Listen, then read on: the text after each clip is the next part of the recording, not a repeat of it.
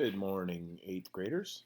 Today is April 8th, I believe day 18 of our quarantine. Today's agenda, we're going to go back and take a look, continue up yesterday with growing racism in the KKK. There was a lot of interest posted in the stream about the KKK, and it is an interesting organization, a terrorist organization. So we'll take a look at that, and a lot of pictures today that I want to go through. So I will promise I'm going to try to keep it shorter, and then move into protecting African American rights. Tomorrow, very briefly, we'll finish. There should be about 4 slides left if I plan this right for chapter 18, and then a very short quiz in Schoology. I think it's 13 questions. Fill in the blank with a word bank, so it won't take you very long to knock that out. And then you've got a nice 3-day weekend to look forward to. So that's the plan for today. So let's go ahead and get started. Yesterday, this is the slide we finished up on. In fact, if I want to back up a little bit, we were looking at sharecropping and how sharecropping worked for most people. And it really was only just a partial step above slavery, just barely better than slavery, if even that, and almost never an opportunity to get out of poverty. So not a good situation for most. And it wasn't just African Americans who were involved in sharecropping. There was a large percentage of white sharecroppers that were also very, very poor. And then a map of the South and where sharecropping exists. Sharecropping still exists today, but it doesn't have the negative connotations that it did in the 1800s and early 1900s. Some farmers do that as a form of rent for land. So, excuse me. The KKK, we talked about Nathan Bedford Forrest, Confederate general, starting the Klan as a way to keep blacks' rights down. So even though the Constitution protected or provided African Americans with rights after the Civil War, they oftentimes didn't have those rights. So we call it today a terrorist group because anytime we look at a group of people who are attempting to take rights away from people, we would consider them to be terrorists. I'm sorry that my emails keep coming through on the screen.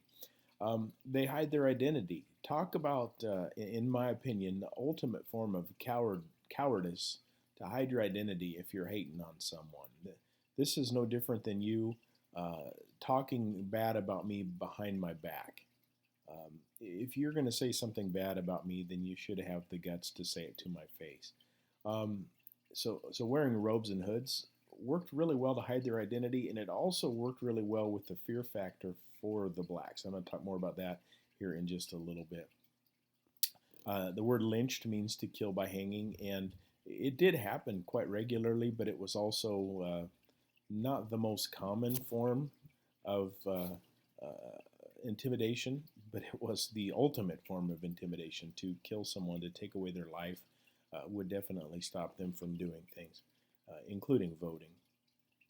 So we look at this.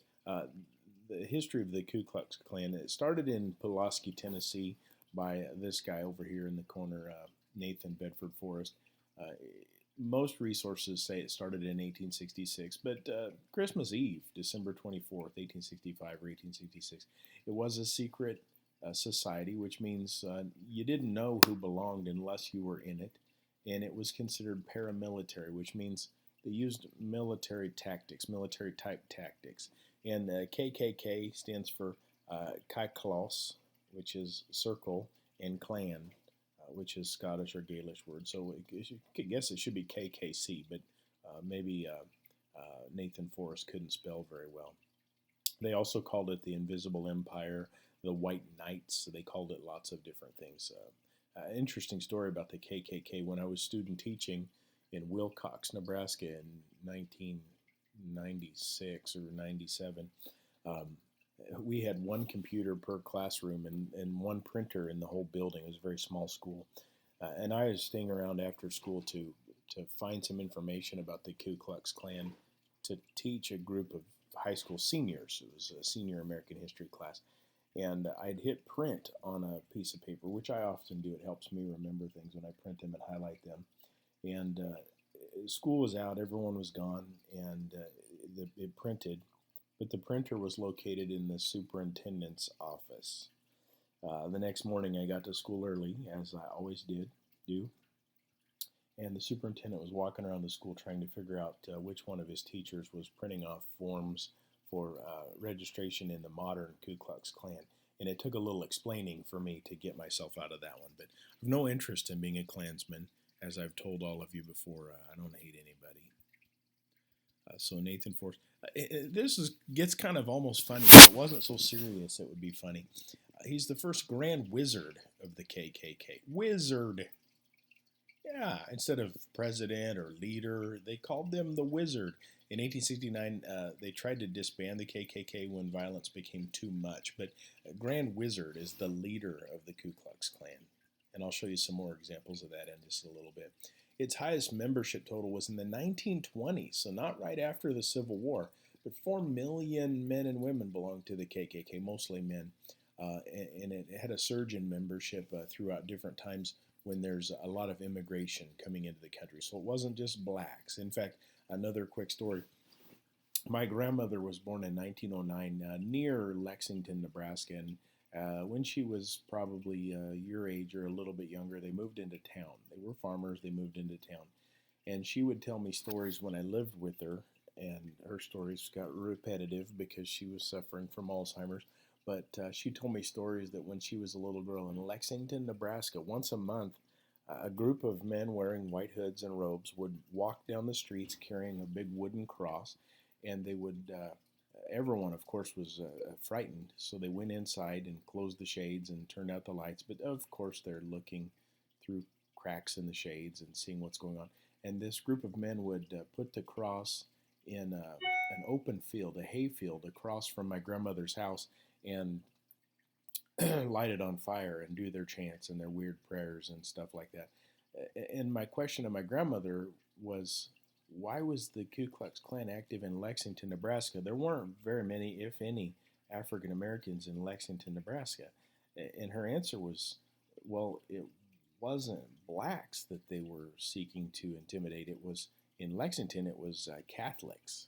So their hatred wasn't just for African Americans, Jews, Catholics, blacks, organized labor like labor unions, immigrants of any kind.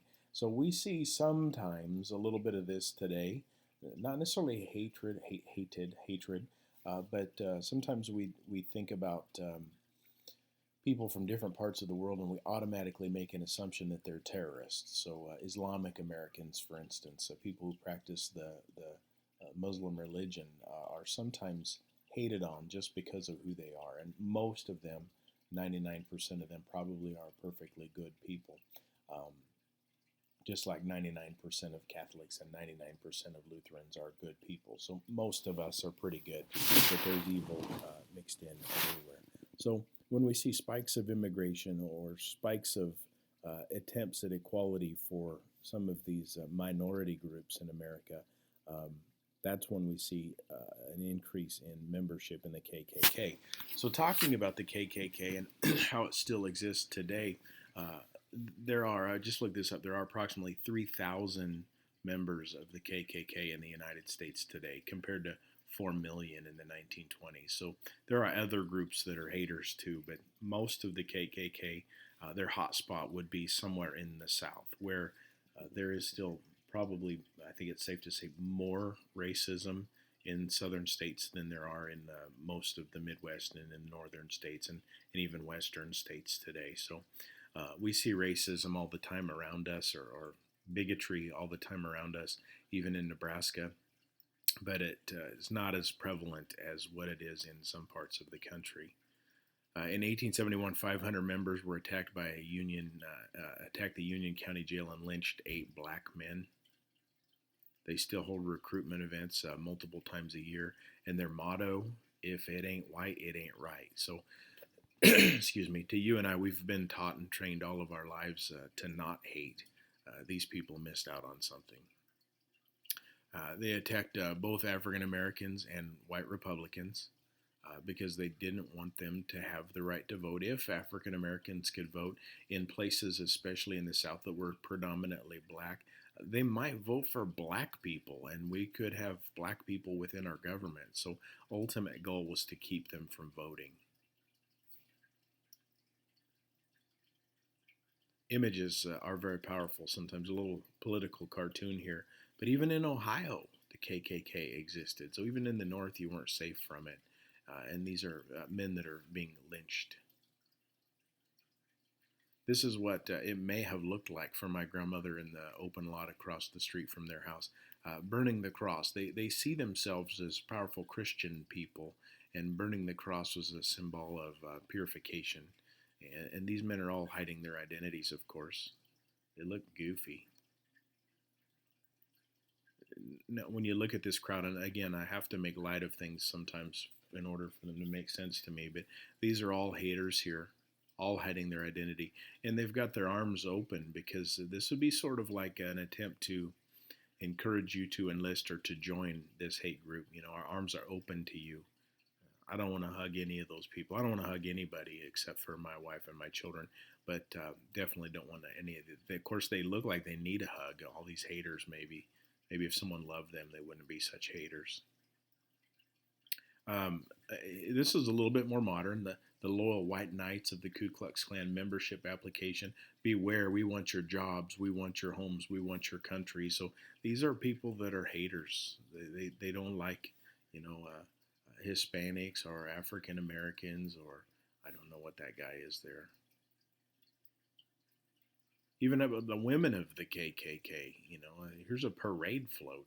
Could you imagine during the Gateway to the West parade, we got a KKK float rolling down the street? I don't think it'd be very popular in a community like ours where we tend to at least profess that we don't hate each other. How about these little children involved in the Klan? And this guy got a colorful suit. That means he's an officer.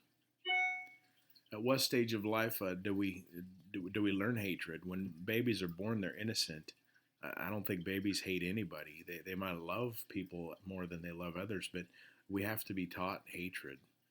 So I don't think that's a natural thing for us. You know, if you dress your child in a white robe and hood and teach them that all minorities are weak and should be hated on, they're probably going to grow up with that idea. So we have to talk about getting along and being kind to each other, regardless of what differences we might have. Here are some of the roles. The leader is the grand wizard, and then there's a dragon, and then there's a titan, and then there's a cyclops. It's almost like a cartoon event.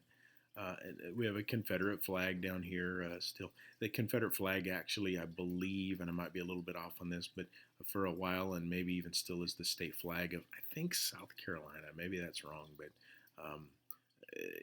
to many people, the Confederate flag stands for hatred.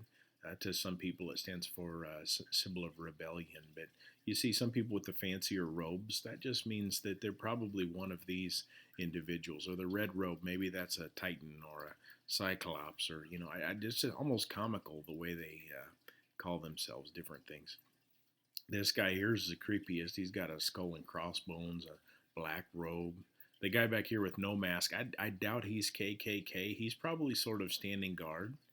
You know, if you think about it just for a minute, if these men are not harming anybody, if they're only there as a form of freedom of speech, their rights are protected by the Constitution. So your right to hate is protected as long as you don't act upon those feelings and harm somebody or take away somebody else's rights. It's a little bit ridiculous, but the Constitution protects the good and the bad in America. So these men, if they have permission to, on public land, have an opportunity to protest if they choose, even though it might be a little bit intimidating. 1928, there's a march on the Capitol. These people don't have their faces covered. They just have weird pointy hats. This is what I talk about with intimidation. So if you are an African American man or a Catholic or a Jew or an immigrant of any kind, and you see this rolling past your house the night before it's time for an election, are you going to go vote? No. Are you going to report this to the local police? No. Why not? This could be the sheriff. This could be the county judge. You don't know who this is because he's covering his identity. The car itself might give it away a little bit. And this rope here is called a noose. You've seen that before on television. A noose is what's used for hanging of people. So it's difficult for those minorities, especially the African American community, throughout much of its history, because they don't know who they can trust. They don't know if this is their neighbor, or if this is the school teacher, or if this is the sheriff, or the policeman. It's pretty difficult. So you better just keep your head down and do what you're told, and not act out, or the repercussions could be pretty severe. A modern day Klan meeting, and you'll notice the images in the background here. I'm not sure exactly who this guy is on the American flag, but this guy here is pretty obvious. That's Hitler and the Nazi swastika. So these men might be Klansmen, or they might be calling themselves neo-Nazis, which stands for new Nazis. But I can't imagine. I don't hardly have time, even today with quarantine. I don't have time just to sit around and have a meeting about hating on people. But these white supremacists, supremacy means believe that whites are supreme or better than everyone else, holding a rally in 2006. That's not very long ago. But this is what some people do with their spare time, I guess. Members of the Indiana National Knights of the KKK. We got some women there, and they're all goofy looking men, but different colored outfits probably determine what their rank is. Here's Michigan. I always think this photo is kind of funny. The guy's putting out the fire, his burning cross, but I think it would have been funny if this cross would have fell over on this guy's house and burned his house down. That's not very nice, but neither is his hatred towards people. How do you explain that to the insurance company? Well, I was burning a cross in my front yard and it fell over, and I hate everyone. So it probably doesn't go over very well. Now, this is a video. It's about 15 minutes long. I'm going to put the link to it in the stream. If you choose to watch the video, you can, but you certainly don't have to. It's an ABC News documentary about a group of Klansmen, a modern-day Klansmen, and what the Klan looks like and acts like. And this guy obviously is not afraid to hide his identity, but we're not going to watch the video as part of our lesson today. But if you want to, you can. And don't misunderstand. I'm not trying to encourage anybody to participate in this type of activity, but the more we know about the stupidity of this, or the ignorance of these people, and that's what I want you to recognize if you choose to watch this video. How dumb do these people act, or how ignorant must they be? A little bit of vocab. To lynch is kill by hanging, and sharecropping is farming land in exchange for part of the harvest. And one more slide here. Grant becomes president, the 18th president of the United States. So Lincoln, then Andrew Johnson doesn't get reelected, and Grant, he's the obvious choice because war heroes are easy to win. Grant didn't really want to become president. I wish I had more time to talk about why he did, but really he was kind of pushed into it because he was an easy choice, and his friends wanted him to be. His administration was probably one of the most corrupt administrations in American history. But anyway, he wins election. Freedmen voted for him if they could. The blacks did, and he did his best to protect them. The 15th Amendment gave them the right to vote. It said the right to vote cannot be denied, taken away, based on race, color, or previous condition of servitude. This means previous condition of servitude, had you been a slave before. So the 15th Amendment gives blacks the right to vote. Some states will figure out ways to keep blacks from having the right to vote. So now everybody except for women and Native Americans have an unabridged right to vote. It did not apply to women or Native Americans. And I think that's where we'll finish this slide up. Grant fights the KKK. Grant wins his second term. He's very popular amongst the black population. And there is scandal within Grant's administration because his friends and relatives were the ones that get him interested in running for president. He gives them favors. So it wasn't very clean, but it wasn't really Grant's fault either. He wasn't made to be a politician. He was made to be a soldier, taking orders and giving orders rather than being the man in charge. So that's where I'd like to stop today. Hopefully you guys have a great day. Tomorrow we'll finish up chapter 18 very briefly. I think there's 4 slides left, and then really quick chapter 18 quiz. Bam, done. 3-day weekend. Easter holiday break. Enjoy your time and have a great day. Miss you guys. Stay well.